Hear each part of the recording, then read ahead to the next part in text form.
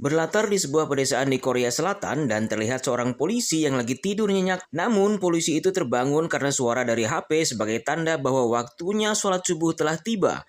Polisi yang berbadan gemuk namun tidak buncit itu bernama Gocheng.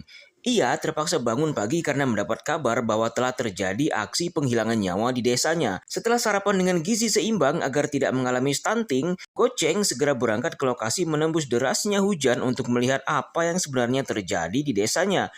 Sampainya di lokasi, ia kaget setelah melihat sang pelaku adalah orang yang selama ini ia kenal baik, namun saat itu memiliki tanda fisik yang aneh. Gocheng juga melihat sang pelaku menghabisi anggota keluarganya sendiri dengan cara yang cukup tidak manusiawi. Anggota polisi lainnya yang berada di tempat itu menganggap bahwa sang pelaku mengalami keracunan jamur, sehingga tindakannya di luar kendali. Di sela-sela tim forensik sedang melakukan olah TKP, saat itu Gocheng melihat tanaman aneh menempel di tiang rumah. Namun yang bikin Gocheng penasaran adalah kok bentuknya mirip dengan tengkorak manusia. Namun sebelum lanjut, yuk sama-sama kita dukung channel ini dengan cara menekan tombol merahnya, aktifkan loncengnya, like, share, dan komen. Dukungan para penonton semua sangat berarti bagi Mimin. Bagi yang sudah, Mimin ucapkan terima kasih. Kejadian pembantaian di luar nalar pun terus berlanjut hingga beberapa hari kemudian. Bahkan Gocheng melihat secara langsung perilaku tersangka penghilangan nyawa yang berubah menjadi tidak terkendali dan memiliki ciri-ciri fisik yang sama seperti pelaku yang Gocheng lihat pertama kali. Hal itu membuat Gocheng yang gagah berani dan pembasmi kejahatan di muka bumi menjadi trauma dan sering bermimpi buruk. Bahkan ia ketakutan saat melihat seseorang berdiri di luar jendela. Maklum, polisi juga manusia. Beralih ke tempat lain di dalam hutan, terlihat seorang pemburu yang baru saja mendapatkan hewan buruannya dan akan dibawa pulang sebagai lauk makan malam. Namun sang pemburu tidak menyadari bahwa hewan buruannya terlalu berat yang membuat dirinya terjatuh. Saat itu sang pemburu melihat sesosok pria asing mengenakan celana dalam doang sedang menyantap sesuatu yang ternyata bangkai hewan buas. Sialnya lagi, keberadaan sang pemburu diketahui oleh pria asing dengan penampakan yang bikin semua bulu berdiri. Hal itu membuat sang pemburu berinisiatif untuk mengambil langkah 1000 daripada mati konyol di tempat itu. Beralih ke tempat lain, saat itu Gocheng sedang duduk santai menikmati sore bersama anak perempuannya bernama Eugene. Terlihat kedekatan antara Gocheng dan anak perempuannya tersebut.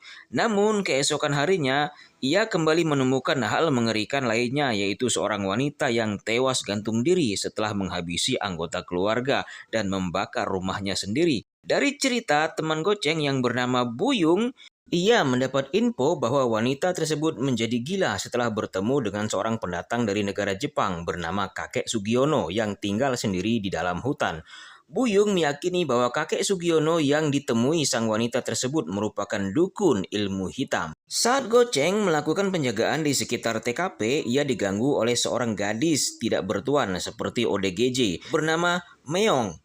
Dan gadis itu mirip artis Korea Chun Wei-ho dan memang dialah orangnya. Meong menceritakan dengan detail kejadian di tempat tersebut, bahkan ia tahu kapan, di mana, bagaimana, dan mengapa peristiwa di rumah tersebut bisa terjadi. Yang membuat Gocheng tercengang, ternyata Meong mengatakan bahwa dalang di balik semua ini adalah pria Jepang yang bernama kakek Sugiono yang tinggal di dalam hutan. Gocheng mengaku sering melihat pria Jepang tersebut saat melakukan olah TKP di tempat kejadian. Meong mengingatkan bahwa jika sering melihat kakek Sugiono, pertanda bahwa sang kakek sedang mengincar Gocheng sebagai korban berikutnya. Belum hilang rasa penasaran Gocheng, tiba-tiba sang gadis menghilang begitu saja saat Gocheng menghubungi temannya yang membuat bingung dan mencari keberadaan sang gadis tersebut. Akan tetapi, lain orang, lain pula cerita. Berita yang terdapat di media mengatakan bahwa tragedi di desa itu disebabkan karena masyarakatnya salah konsumsi jamur. Namun, Gocheng mencoba mencari informasi yang valid tentang semua kejadian tersebut. Lalu berangkatlah Gocheng bersama temannya yang bernama Cebok mendatangi rumah sang pemburu yang pernah bertemu dengan kakek Sugiono secara langsung. Si pemburu menceritakan pengalamannya bertemu dengan si pria Jepang saat berburu di dalam hutan beberapa hari yang lalu. Mendengar kisah si pemburu yang membuat bulu badan berdiri, akhirnya Gocheng pulang ke rumah untuk menenangkan diri. Namun tidak lama kemudian ia melihat anaknya Eugene menjerit, meronta, dan meminta tolong. Ternyata Eugene bermimpi buruk didatangi oleh pria asing yang memaksa masuk dan ingin menghabisinya. Pagi harinya, Goceng melihat keanehan pada diri Eugene yang makan ikan dalam jumlah besar seperti orang kelaparan.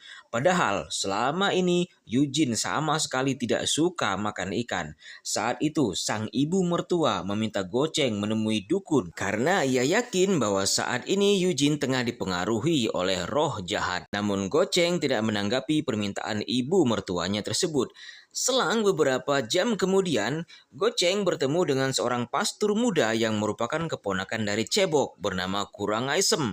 Karena Kurang Aisem bisa berbahasa Jepang, Goceng dan Cebok berniat membawanya ke tempat kakek Sugiono berada. Namun setibanya di gubuk kakek Sugiono, Goceng menemukan hal menakutkan seperti pernak-pernik perdukunan.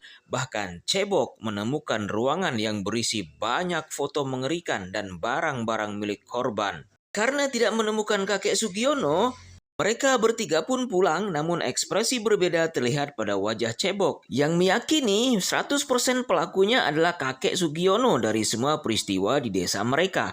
Yang membuat Goceng terkejut adalah benda yang diambil Cebok dari pondok kakek Sugiono yang ternyata itu adalah sepatu anaknya sendiri Eugene.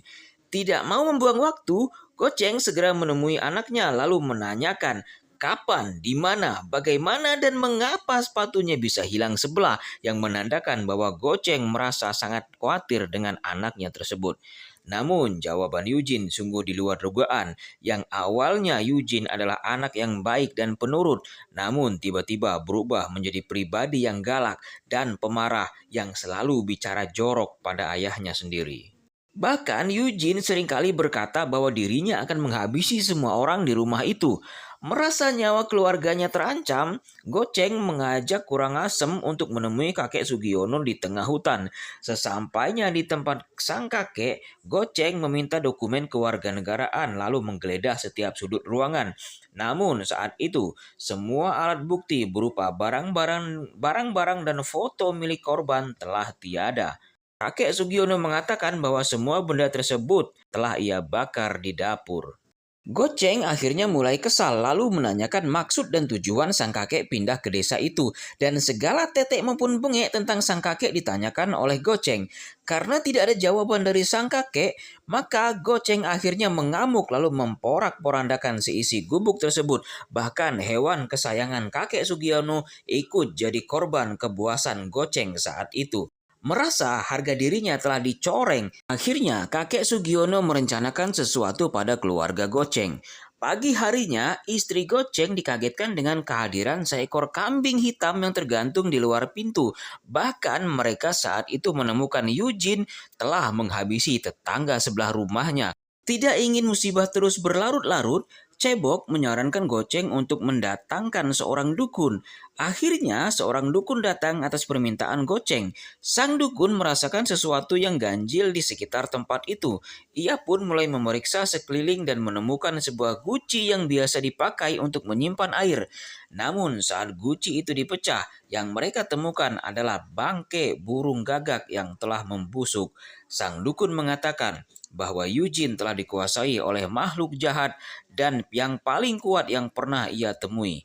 Atas izin Goceng, sang dukun merencanakan melakukan ritual pengusiran iblis dan permintaan sang dukun hanya satu, apapun yang terjadi jangan mengganggunya melakukan ritual.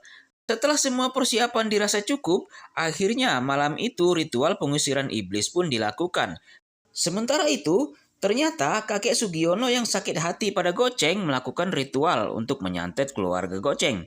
Akhirnya terjadi adu ilmu kanuragan antara kedua dukun sakti tersebut yang membuat kakek Sugiono terkapar karena kalah kesaktian. Akan tetapi, selama ritual itu berlangsung, Goceng menyaksikan Eugene terus meronta kesakitan seolah-olah sedang disiksa yang membuat dirinya memutuskan untuk menghentikan ritual itu karena tidak tega melihat sang anak. Padahal ritual pengusiran iblis tersebut telah mencapai tahap akhir. Karena perbuatan Goceng membuat sang dukun terlihat sangat kecewa karena ritualnya harus gagal di detik-detik akhir. Goceng merasa tidak ada cara lain untuk menyelamatkan Eugene selain menyingkirkan kakek Sugiono dari muka bumi. Goceng akhirnya mengajak Buyung dan teman-temannya untuk melaksanakan rencana tersebut. Namun, kakek Sugiono telah meninggalkan gubuk karena merasakan hal buruk akan terjadi, sehingga Goceng, Buyung, dan teman-temannya hanya menemukan gubuk kosong tanpa penghuni yang membuat mereka pulang dengan tangan kosong. Namun, dalam perjalanan pulang, mereka harus terhenti karena mobil yang mereka naiki kejatuhan sesuatu. Dan setelah dicek, ternyata itu adalah tubuh kakek Sugiono yang sudah tidak bernyawa. Mereka akhirnya memutuskan untuk melempar tubuh tua bangka itu ke dalam jurang. Dan tanpa ada yang mengetahui, ternyata mereka diawasi oleh sesosok wanita bergaun putih yang ternyata itu adalah Meong. Namun setelah peristiwa itu, kejadian aneh di desa semakin sering terjadi. Kali ini menimpa Cebok yang tanpa kendali menghabisi keluarganya sendiri. Bahkan sang dukun yang dalam perjalanan pulang dihadang oleh ribuan kupu-kupu yang menutupi kaca mobilnya dan membuat sang dukun harus putar balik kembali ke desa. Di tengah perjalanan, sang dukun memberitahu Goceng bahwa selama ini penglihatannya salah. Penyebab masalah di desa itu bukanlah kakek Sugiono, akan tetapi gadis muda yang bernama Meong. Sedangkan keberadaan kakek Sugiono di desa itu justru ingin melenyapkan Meong. Setelah telepon berakhir, Goceng baru menyadari Eugene sudah tidak ada di tempat lalu berusaha mencarinya. Akan tetapi justru ia bertemu dengan Meong yang sedang berdiri sendiri di tepi jalan. Saat itu, Meong menceritakan hal yang bertolak belakang dari cerita sang dukun. Meong mengatakan bahwa dirinya hadir untuk menumpas kakek Sugiono dan sang dukun karena selama ini mereka berdua telah bersekongkol dan menebar musibah di desa itu. Meong meminta Goceng untuk tetap di dekatnya, jika tidak keluarganya akan binasa. Goceng yang dalam keadaan bingung karena tidak tahu siapa yang harus dipercaya, akhirnya memutuskan untuk kembali ke rumah meninggalkan Meong. Dan benar saja, saat itu ia melihat istri dan mertuanya telah pindah ke alam lain akibat dihabisi oleh Eugene. Setelah semua keluarga Goceng binasa, sang dukun muncul dan dengan santainya mengambil foto keluarga Goceng. Ternyata perkataan Meong benar adanya bahwa kakek Sugiono dan sang dukun adalah sumber petaka di desa itu. Alur cerita pun selesai.